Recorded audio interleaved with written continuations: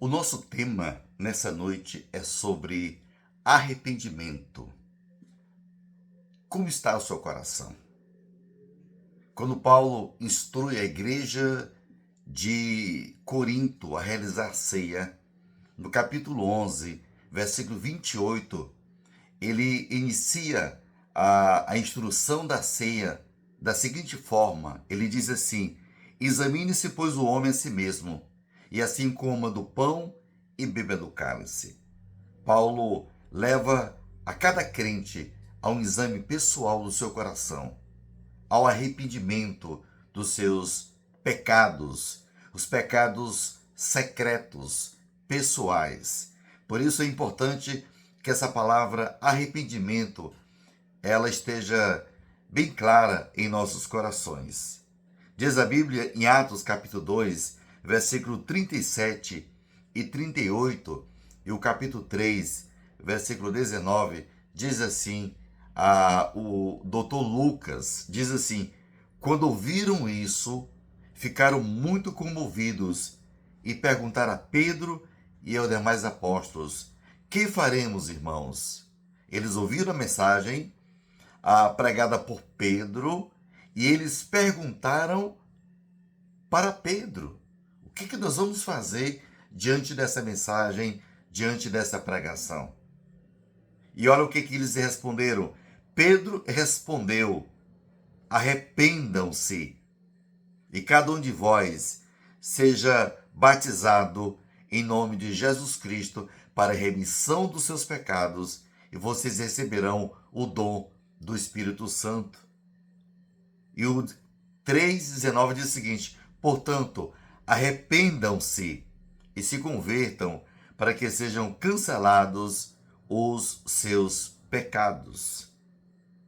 A palavra arrependimento, aqui no grego, é a palavra metanoia, que significa conversão, mudança de direção e mudança de mente. Será que você tem guardado algum pecado no coração por ter ofendido alguém e nunca pediu perdão? Como anda seu coração? Como anda o seu interior? Você tem sido magoado? Você tem magoado as pessoas? Essa é uma grande pergunta e uma pergunta extremamente importante para todos nós que já somos crentes, que já confessamos a Cristo nas nossas vidas. Mateus capítulo 5, os versos 23 e 24, é um desafio para todos nós. A palavra de Deus diz assim: se, pois, ao trazeres ao altar a tua oferta, e ali te lembrarem de que teu irmão tem alguma coisa contra ti, deixa perante o altar a tua oferta. Vai primeiro reconciliar-te com teu irmão, e então, voltando, faz a tua oferta, diz Mateus. E o versículo 15 do capítulo 6, olha que texto seríssimo, diz assim: se, porém, não perdoardes aos homens as suas ofensas, tampouco vosso Pai vos perdoará as vossas ofensas. Algumas lições importantes a respeito do arrependimento verdadeiro. O arrependimento verdadeiro atinge três aspectos da vida de uma pessoa. O primeiro aspecto que afeta, atinge numa pessoa, quando ela se arrepende de verdade, é o aspecto intelectual. Deve haver um certo reconhecimento de nossa parte do que significa o pecado para Deus. Quando nós pecamos contra Deus, como é que o nosso coração sente? Como é que fica a minha mentalidade, o meu coração?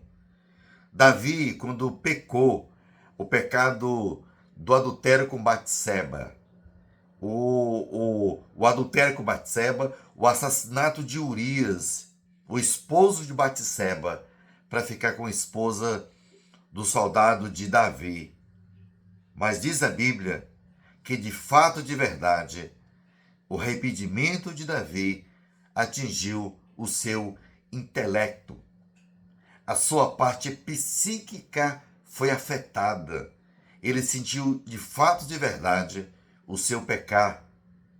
Ele entendeu que havia afetado pecado contra Deus.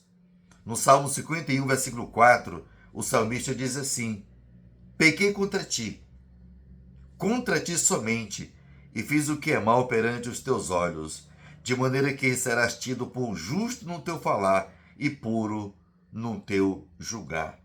Davi não se desculpou pelo seu pecado. Ele não colocou culpa em Batseba, porque estava nua tomando banho. Ele não colocou culpa em outras pessoas. Ele reconheceu que ele havia pecado contra quem? Contra Deus. Pequei contra ti. Quando a gente peca, quando a gente vacila, pisa na bola, é contra Deus. Primeiramente, o nosso pecado é contra o nosso Deus. Ele diz, contra ti somente. Então, a primeira coisa que a gente deve sentir quando a gente peca é que nós ofendemos ao nosso Deus. Nós pecamos contra a santidade do nosso Deus. Então, quando você pecar, não coloque desculpas, pretextos. Diga, eu pequei, eu ofendi ao meu Deus, eu preciso consertar o meu coração. O segundo aspecto do arrependimento, não a parte psíquica, né? Não apenas a parte intelectual, mas a parte emocional. O nosso coração, a nossa mente, a gente precisa sentir isso no coração. Hoje em dia a gente peca, parece que não há um sentimento de dor, que nós pecamos contra Deus. Quando percebe que errou e por esta razão sente tristeza pelo pecado. Nós não sentimos mais tristeza. Parece que o pecado não atinge mais nosso coração. O salmista disse, no Salmo 38, versículo 18, ele disse assim, confesso a minha iniquidade. Não é a iniquidade do outro, é a dele, é a nossa, é a minha, é a sua. Suporto tristeza por causa do meu pecado. Davi é sincero, é autêntico. Por isso que ele é chamado o homem segundo o coração de Deus. Porque de um coração contrito, arrependido, sentiu que vacilou. Ele sentiu no coração isso. Quando Paulo tomou consciência do seu pecado, diz a Bíblia que ele passou 3 dias sem comer e sem beber. Você já imaginou isso? Se a gente sentir esse pecado, Paulo passou 3 dias sem comer e sem beber. Você vai passar quantos dias? Diz em Atos 9:9, estive 3 dias sem ver, durante os quais nada comeu nem bebeu. Olha o sentimento de Paulo, a sua emoção, o seu coração sentiu que havia pecado contra Deus, havia blasfemado, havia matado pessoas. Ele sentiu o seu pecar. Você sente o seu pecar? Ou a gente coloca uma série de pretextos, de desculpas. Eu não pequei, eu pequei por causa de alguém, foi alguém que me levou ao pecado. Davi não sentiu isso, ele sentiu tristeza. Mas também o arrependimento verdadeiro, ele atinge a parte prática. Tem que ter uma ação. Diz a Bíblia, no livro de Lucas, capítulo 15, que quando o filho pródigo se arrependeu, ele ensaiou o seu arrependimento, como ele faria. Ele diz, pequei contra Deus, eu pequei contra o meu pai. Ele projetou como faria e ele fez. O arrependimento, ele tem que ter ação prática. Tem que ter ação, tem que ter um agir. Não adianta eu ter apenas o sentimento que pequei. Eu tenho que consertar isso. É importante isso. Não apenas sentir que pecou, mas eu tenho que consertar o meu pecado. Você tem pecado contra quem? Existe alguma coisa que você tem que consertar? Algo que não foi consertado, não foi tratado, uma mágoa, um roubo. Você fez algo de errado que ainda não tratou? Nós não só devemos reconhecer os pecados, sentir tristeza por eles, mas confessá-los e o que? Abandoná-los. Eu preciso confessar os meus pecados, mas eu preciso também abandoná-los. Provérbios 28:13, o sábio diz o seguinte: o que encobre as suas transgressões jamais prosperará, mas o que as confessa, e não apenas as confessa, e deixa, o que vai alcançar do Senhor? Misericórdia. Não adianta eu apenas confessar, eu tenho que deixar, eu tenho que abandonar os meus pecados secretos, os meus pecados de estimação. Para que os nossos pecados sejam perdoados, precisamos o quê? Abandoná-los. O salmista diz no 55, Isaías 55:7, diz assim: deixe o perverso o seu caminho, o ímpio os seus pensamentos, converta-se ao Senhor, que se compadecerá dele, e volte-se para o nosso Deus, porque é rico em perdoar. O caminho que o homem escolher determinará o seu destino. Eu vou dar alguns conselhos, tanto para vocês como para mim, alguns passos para o arrependimento verdadeiro. O primeiro passo é preciso ter convicção do pecado. Para que eu possa me arrepender de verdade, eu preciso ter convicção do meu pecado. Porque se eu não tiver convicção, eu não vou me arrepender de verdade. É o Espírito Santo quem convence o homem do pecado.